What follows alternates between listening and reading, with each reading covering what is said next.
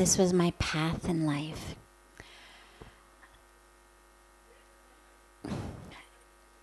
It's an easy and it's a hard question both. The question implies that there was a rational awareness, that there was a rational moment of me knowing, this is the right thing. It actually wasn't that. My heart was so pulled by being here, by this world. My brain came in only later. So yeah, I'll give you the brain part. I'll tell you that rational part, because it also exists. But it wasn't actually my brain or my rational mind that made the decision. It caught up much later. My heart made the decision that said, this is right, this is where I belong, this is home, this is everything. And that happened really almost instantaneously, standing on the banks of Ganga. I stood on the banks of Ganga and had such an incredible darshan, such an incredible experience that I knew this is everything. This is truth. This is life. This is literally everything. It took weeks, months, years for my brain to start catching up. But here's what it looked like from a rational perspective, because not all of us have that first heart experience. And so let's look at what it looks like in the mind. So I wanted to be happy. That's what everybody wants. I also wanted it. I thought I was happy, actually. I mean, I wasn't walking around with any sort of sense of I'm miserable, I'm looking for happiness. I actually thought I was happy. I had really the things that I was told you need to be happy. I had a good life. It was wonderful. On some level, though, on a deep level, when we're honest with ourselves, no matter how much we have outside, there's something, if we're not there, doesn't matter how much money, how many possessions, how much opportunity, it doesn't even matter how many loved ones. If we're not there, it's going to feel empty. And so I had everything on the outside. I don't mean just the possessions. I had the people, I had the relationships, I had all of that. But I wasn't there. There was no capital S self experience in me. It was just lowercase s self. And so that lowercase s self is needing things from outside. Degrees, clothes, food, fun, vacations, people, family, friends, lovers, whatever it may be, to make us feel happy. But at the end of the day, if you're not there, that experience of happiness isn't there. There is no amount of people or possessions or places that you can acquire that will give you that inner happiness. So I wasn't there, but I was 25, not religious.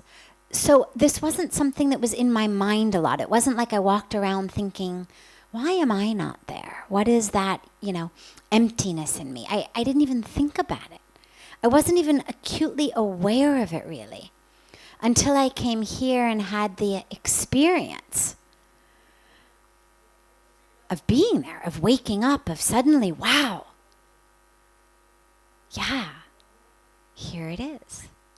Okay.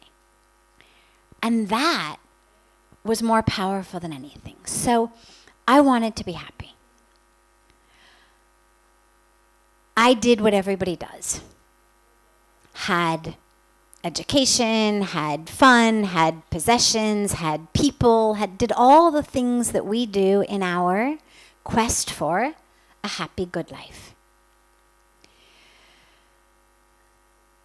Aside from my heart, emotional, spiritual experience, let's put that aside, because if that hasn't happened to you, I don't want you to think, well, you can't know what to do. I looked around also. I looked around and what I saw was people were happy. Children were happy.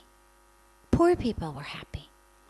And I was a scientist, so I've always been a very good observer.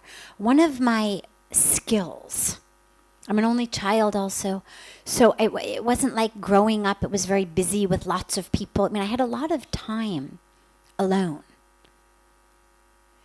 which really gave me an ability to watch, to notice.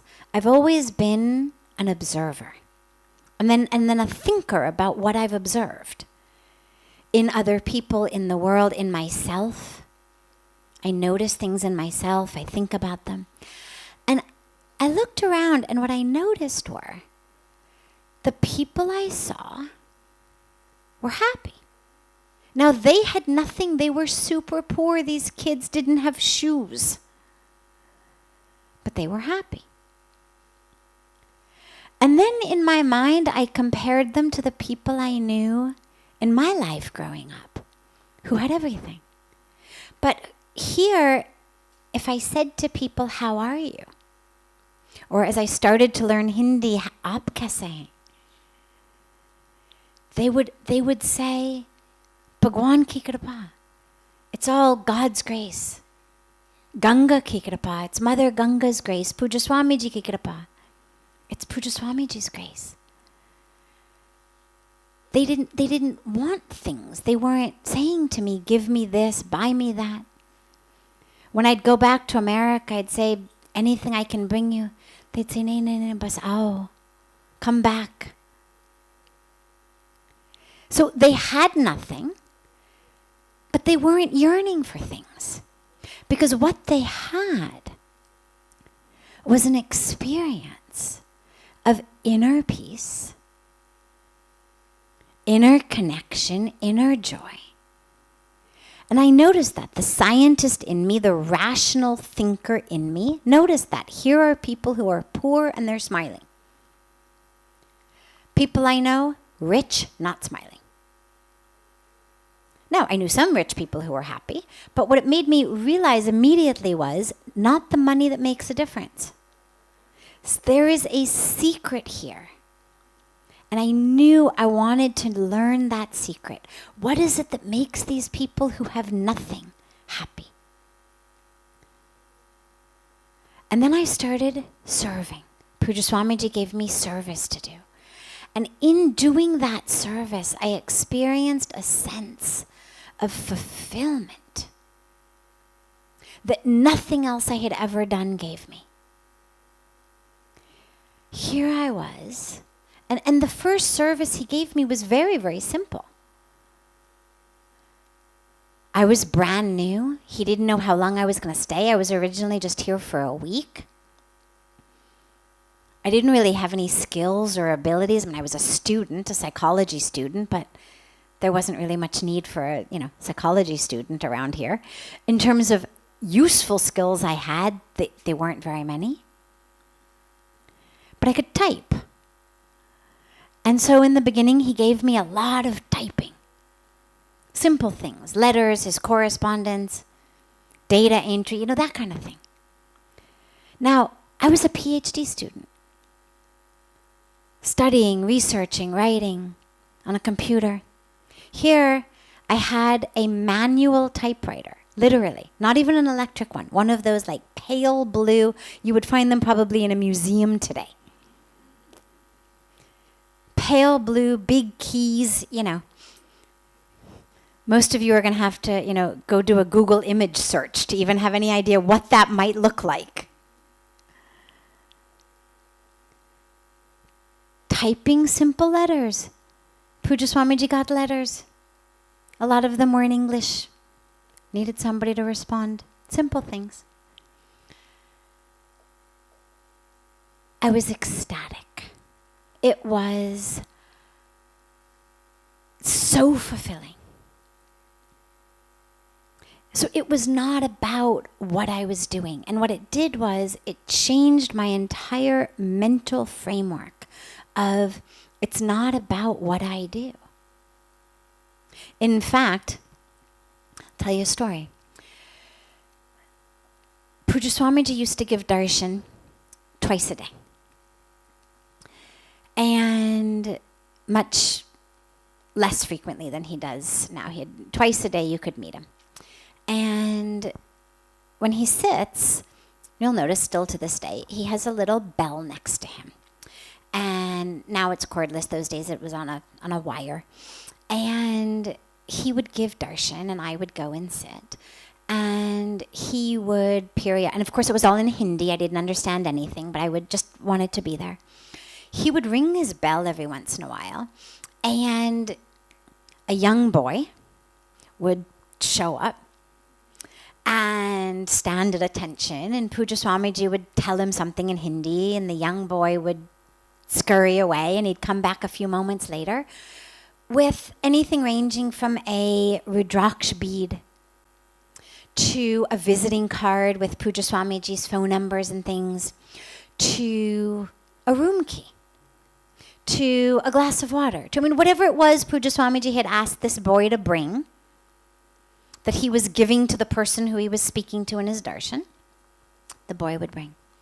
And I sat there plotting and planning, how can I be that boy? Like, that was all I wanted. My highest goal in the world was, that is the job I want. How do I get that job? And I spent so much time in the beginning, I cannot even tell you, trying to convince Pujya Swamiji that really I was worthy of that job. He'd have to speak in English because I didn't know Hindi yet, but his English is great, no problem. And I would learn Hindi.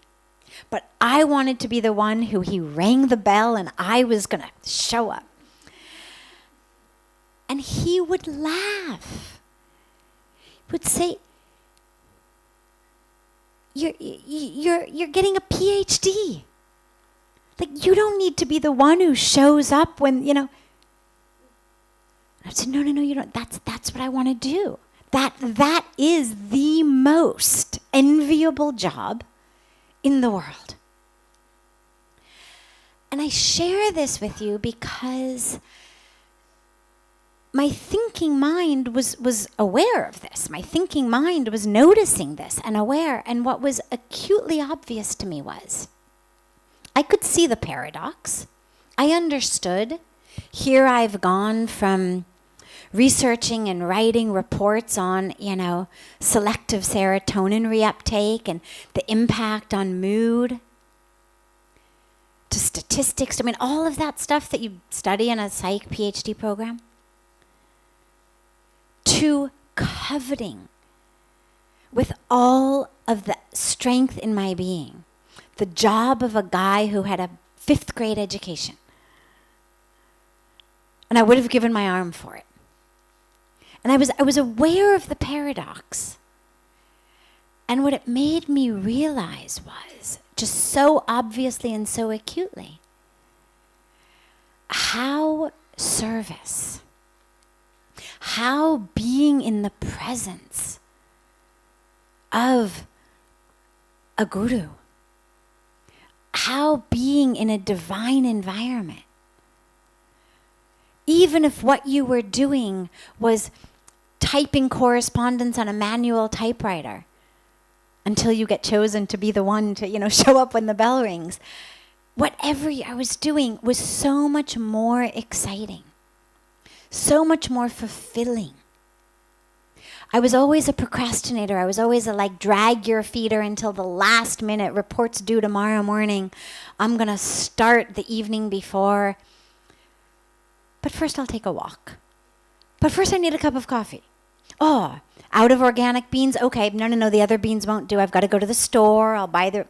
I would do whatever needed to be done to just keep kind of postponing sitting down and doing it. And here, I couldn't wait to rush to the office in the morning, finish everything. Does he have anything more for me to do? And what my mind knew was, there is something here that is way more fulfilling, even though it makes no logistic sense to anything I had ever learned. There was no teaching I could go back to in my life and say, oh, well, yeah, of course it's more fulfilling because blah, blah, blah, blah, blah. There was no blah, blah, blah, blah, blah in my experience. There was nothing in my life I could turn to and say, well, of course it's fulfilling because it's seva. I didn't come from that background. Of course it's fulfilling because it's in the presence of the Guru. I didn't come from that background. Nobody had said to me, oh, you want to be really fulfilled in life? Serve. You want to be really, really, really fulfilled in life? Serve in the presence of your Guru. Serve your Guru. You want to be really, really, really, really, really, really fulfilled?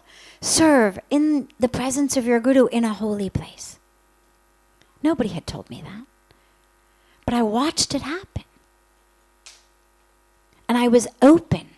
And I was an observer. And I knew I am more fulfilled than I've ever been. And I wasn't afraid. I wasn't afraid to make a choice that made no sense. I wasn't afraid to make a choice that ran in the face of everything I had ever been taught. I wasn't worried about what people would say about me. This is what kills most of us. Oh my God, what will people say? Every single person I knew except 2 told me I was crazy. Not just maybe not a good decision, but absolutely crazy. 2 people supported me. And everybody else said this was nuts. But I wasn't afraid. Yeah, it was really good to have the support of those 2. But even without it, I would have come because I knew. And so what I would say to you is have courage.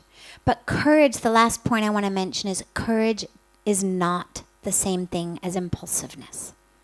Courage is not the same thing as laziness. A lot of times we write off laziness. I don't want to do that. We say, oh, I've got an inner voice that says, don't go to work. I've got an inner voice that says, quit my job and just, sit on my couch because inevitably there's going to be, a best-selling book that's going to come through me or, whatever it may be. Courage does not mean laziness. Courage doesn't mean not taking responsibility. Courage is not running away. It's not impulsiveness. It's not, I have an instinct and impulse immediately in a second to do something. I'm going to not think about it, not weigh the pros and cons, not worry. I'm just going to do it. That's not what I mean. This was not impulsive. This was a decision that even though my heart had made it in the first 30 seconds, it was months and months and months before I made the logistic transition. So have courage.